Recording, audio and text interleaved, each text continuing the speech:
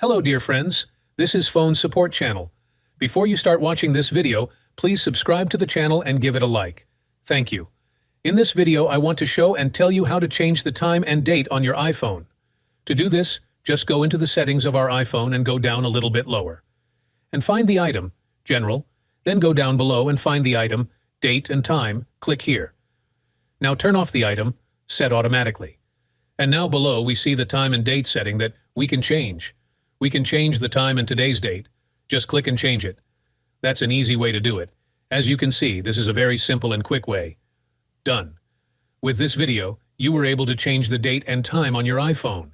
There's nothing complicated about it. Please, if this video helped you, don't forget to leave your comment and share this video with your friends. The method is current as of the year 2024. Write in the comments how you managed to fix your problem. If you liked this video, put likes and subscribe to the channel, and also watch other useful videos on the channel. That was Phone Support. See you later. Bye-bye.